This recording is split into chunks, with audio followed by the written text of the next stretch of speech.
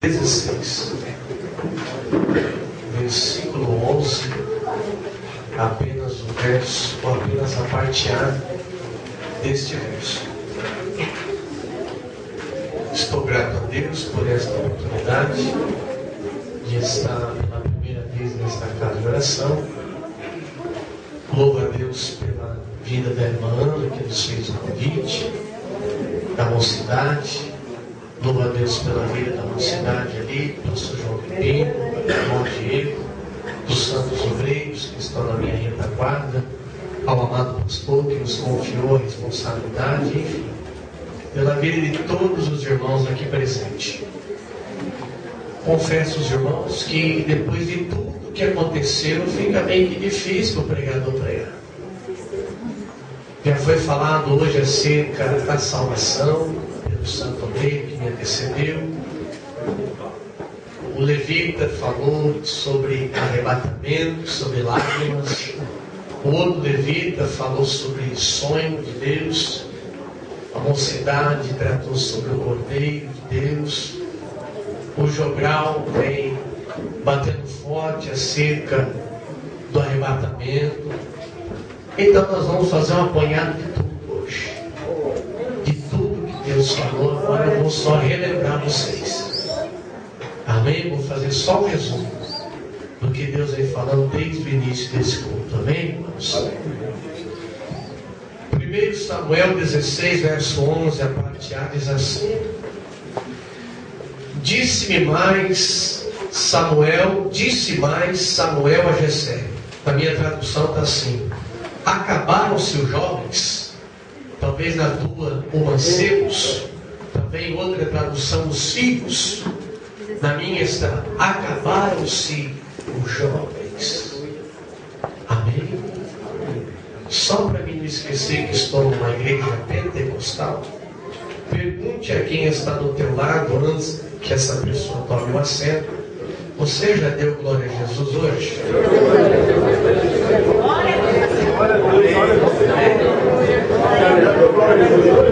Então tome o seu assento glorificando o nome do Senhor.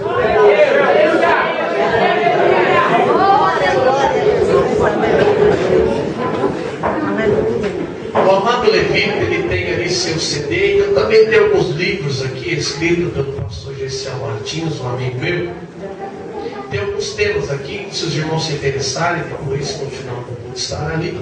Eu tenho hoje aqui para apresentar aos irmãos: nasceu para dar errado, mas deu certo, baseado na história de Jefté, filho de uma meretriz, mas Deus fez dele juiz do povo de Israel. Muito bom, Senhor.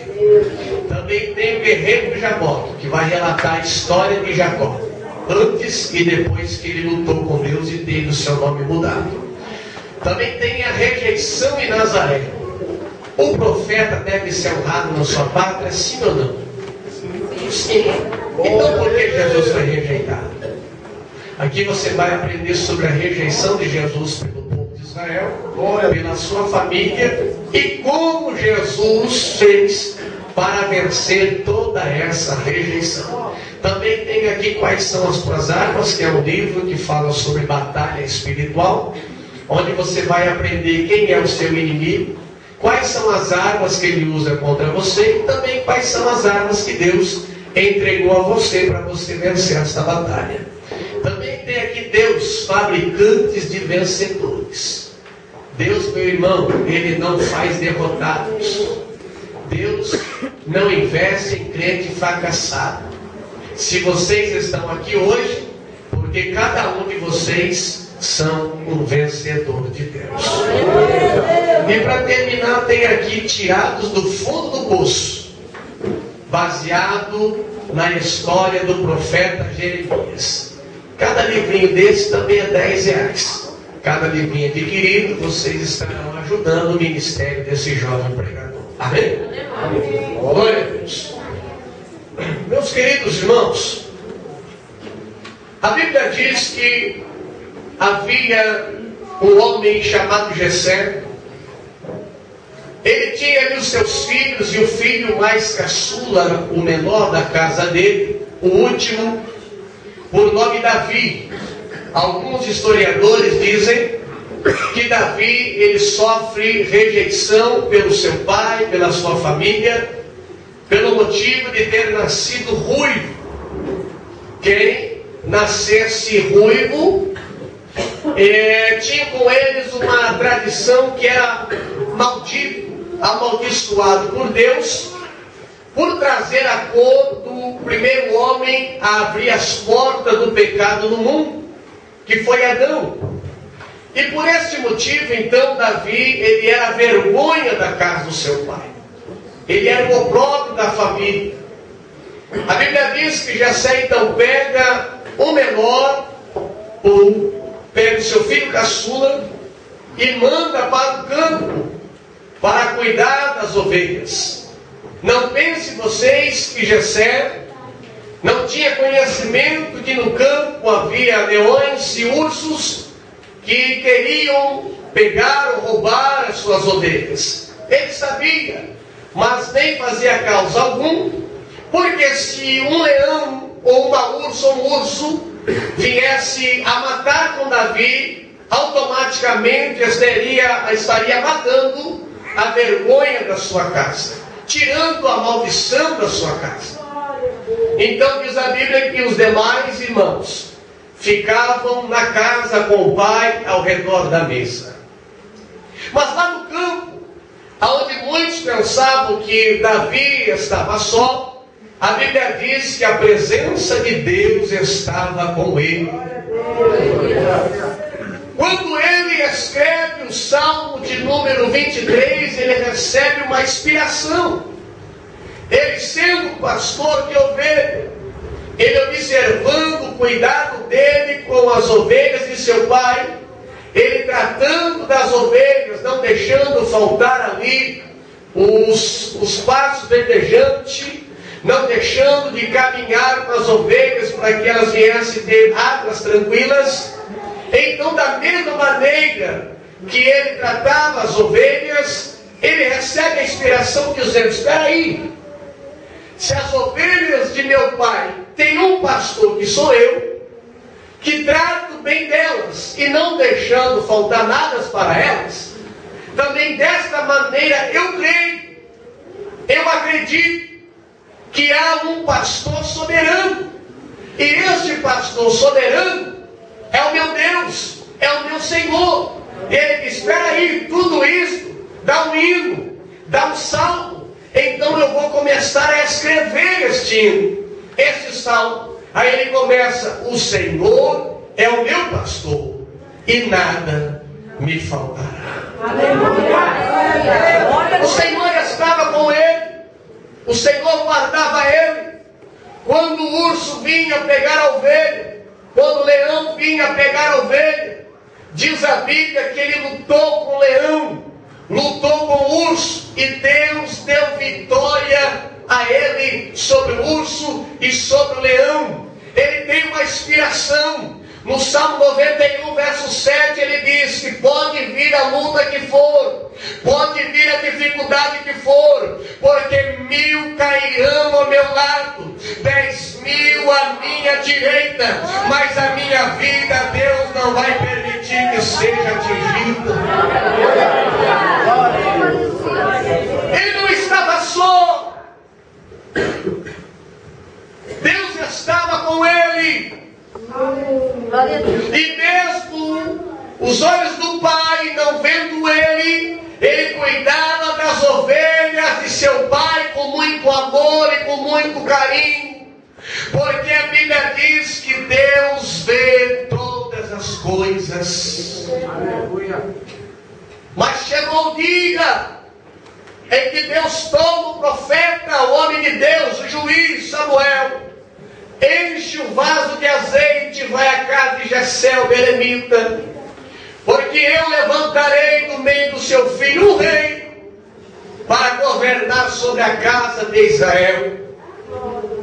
Chegando na casa de Jessé, os irmãos conhecem todo o contexto, aonde apresentado Samar, Abinadab, vai passando. O profeta, ele observa a aparência, o exterior, a postura, pensando ele que um daqueles moços poderia ser o rei, ele então pega um vaso de azeite e vai ungir, mas quando ele toma essa atitude, Deus dá um brado dizendo: não!